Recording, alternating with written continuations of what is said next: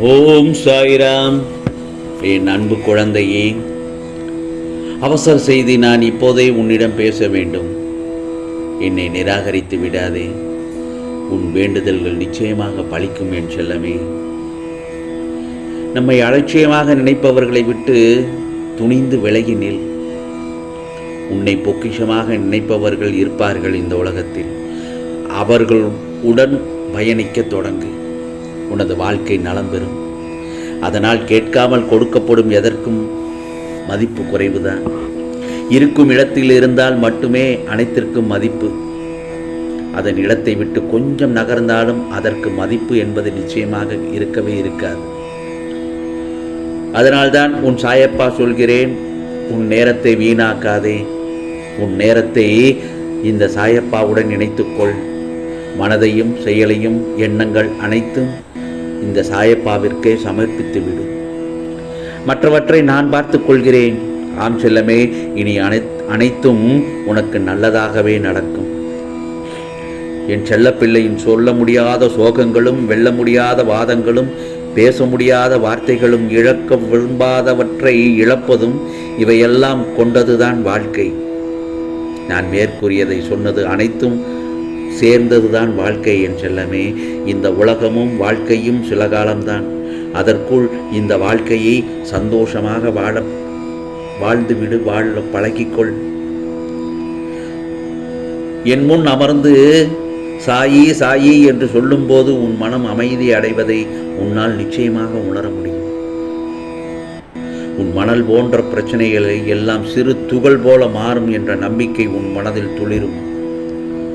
மேலும் நான் உன்னிடத்தில் ஏன் பயப்படுகின்றாய், நான் இருக்கிறேன் என்று சொல்வதை போல உன்னால் நிச்சயமாக உணர முடியும். அந்த நேரத்தில், அந்த தருணத்தில்.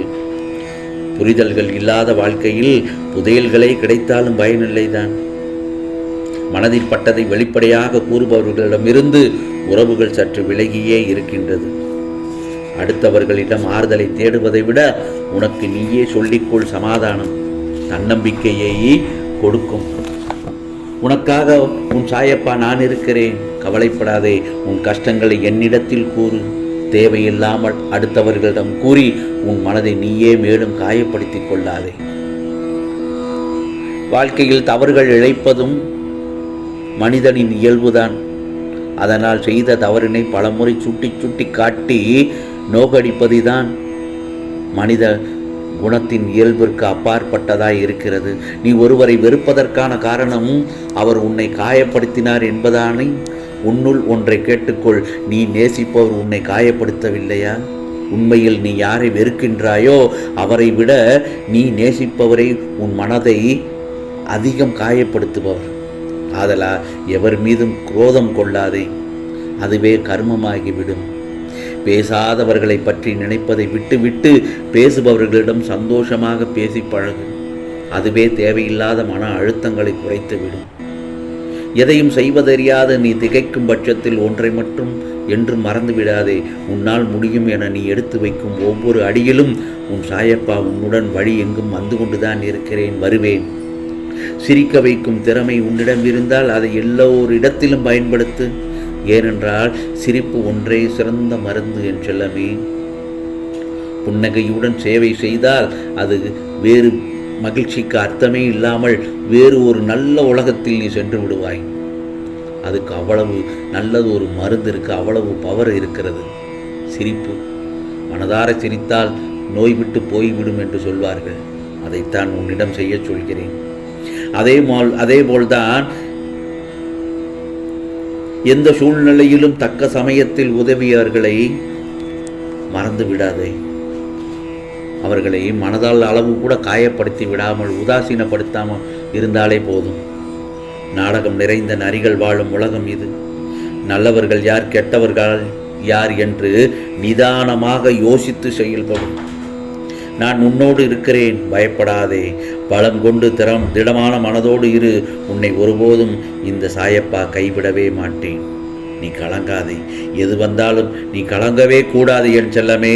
சோதனையை தருகிற நான் அதை தாங்கும் சக்தியையும் தப்பிக்கின்ற வழிகளையும் உனக்கு உருவாக்கி அளிப்பேன். நீ சில நேரம் யோசிக்கலாம், நமக்கு பின்னால் யாருமே இல்லை என்று. நிச்சயமாக அது தவறு. உனக்கு பின்னால் உன் சாயப்பா நான் இருப்பது உண்மைதான். நான் உன்னை ஒருபோதும் கைவிட மாட்டேன். ஆழமான மனதில் சாயப்பா இருந்தாலும் அந்த ஆழத்தை உன்னால் கணிக்க முடியுமா? அவரை நம்பிவிட்டால் எல்லாம் கிடைக்கும். எல்லாமே அவர் கொடுத்து விட்டார். உனக்கு எது நன்மையோ அதை மட்டும்தான் நான் செய்வேன். ஏனென்றால் உன் மீது எனக்கு பாசம் அதிகம் என் செல்லமே. நீ எப்போதாவது யாருக்காவது பாவம் செய்தது உண்டா? அப்படி ஏதாவது உன்னை அறியாமல் செய்திருந்தால் நான் என்ன பரிகாரம் செய்ய வேண்டும் சாயப்பா என்று என்னை நினைத்தாலே போதும். வேறு ஒன்றும் பெரிதாக செய்ய வேண்டாம். அந்த இடத்தில்தான் நான் ஒன்று சொல்கிறேன். நன்றாக பசி எடுத்து உன்னிடம் உணவு என்று கேட்டு வந்தால் அவர்களுக்கு வயிறார உணவு கொடு. உணவு வாங்கி கொடு. நீ செய்த பாவங்கள் எல்லாம் தீர்ந்துவிடும். ஆம் செல்லமே, கவலைப்படாதே, மகிழ்ச்சியோடு இரு. ஆகவே என் செல்ல பிள்ளையே, சந்தோஷமாக இரு. துக்கத்தை விட்டுவிடு. எது வந்தாலும் ஒரு நாள் முடியப் போகிறது என்ற உண்மையை உணர்ந்து கொள். உன் சாயப்பாவாக உனக்காகவே நான் இருக்கிறேன். கலங்காதே. உன்னை நான் கைவிட மாட்டேன் என் செல்லமே. என்னை நீ சரணாகதி அடைந்தால் நான் உன்னை பாதுகாப்பேன்.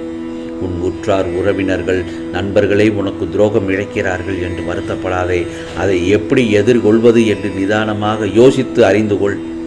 நட்பு பாசம் இல்லாமல் பணம் ஒன்றே குறிக்கோளாய் கொண்ட வியாபாரிகளான இவர்களுக்காக நீ கவலைப்படாமல் உன் மனதை ரணப்படுத்திய நிகழ்வுகளை மறந்து உன் லட்சியத்தை அடைவதில் மட்டுமே நீ கவனம் செலுத்த வேண்டும். ஆம் செல்லமே, வாழ்க்கையில் நீ சாதிக்க வேண்டும் என்றால் தேவையற்ற பேச்சை குறைத்து தீர்க்கமான செயல்களில் மட்டுமே ஈடுபடு. இவைதான் உன் லட்சியத்தை அடையச் செய்யும் உத்திகள். வாழ்க்கையில் தோற்றுக்கொண்டே இருக்கிறோமே என்று சதா நேரமும் கவலைப்படாதே. வெற்றி வர வேண்டும் என்றால் வாழ்க்கையில் தோற்றதற்கான தவறை உணர்ந்து மறுபடியும் அந்த மாதிரியான தவறுகள் நிகழாமல் செயல்பட்டால் வெற்றி பெறுவது உறுதி. ஆகவே நீ செய்யும் எந்த ஒரு காரியத்திலும் மற்றவர்களுக்கு துன்பம் ஏற்படாதவாறு யோசித்து செயல்படு என் செல்லமே. ஒருவருக்கு துன்பம் இழைப்பதற்கு முன் அந்த மாதிரியான துன்பம் வேறு ஒருவர் மூலம் உனக்கு வந்தால் எப்படி இருக்கும் என்று சற்று நேரம் ஒரு நொடி யோசனை செய்து பார். அப்போது நீ உன் தவறை ஒப்புக்கொள்ள முன்வருகிறாயோ அதேபோல்தான் அந்த நேரத்தில் மற்றவர்களுக்கு நீ எந்த ஒரு தவறையும் செய்ய யோசிப்பாய். செய்ய வேண்டாம். யாருக்கு ஏன் தவறை செய்கிறாய்? உன் மனசாட்சிப்படி நீ உன் இலக்கை நோக்கி சென்று கொண்டே இரு. அப்போது நீ மனசாட்சி கொண்டவனாகிறாய். என்றும் செய்த தவறை மீண்டும் மீண்டும் செய்யாமல் பார்த்துக்கொள். என் வார்த்தைகள் மீது நம்பிக்கை வைத்து செயல்படு. இதோ உன் சாயப்பாவாக, அம்மாவாக, அப்பாவாக என்றும் உனக்கு துணையாகத்தான் இருக்கிறேன். இனி உன்னுடைய கஷ்டகாலம் எல்லாம் முடிவுக்கு வந்துவிட்டது என் செல்லமே. எவ்வளவுக்கெவ்வளவு கஷ்டப்பட்டாயோ அவ்வளவுக்கவ்வளவு சந்தோஷப்பட்டு மகிழ்ச்சியாக இருக்கப் போகிறாய். இது சாயப்பாவின் சத்திய வாக்கு. நிச்சயமாக உனக்கானது எல்லாம் நல்லதே நடக்கும், நல்லதே நடக்கும். ஓம் சாய்ராம், ஓம் சாய்ராம். ராம்ஜி அருள் கிடைக்கட்டும்.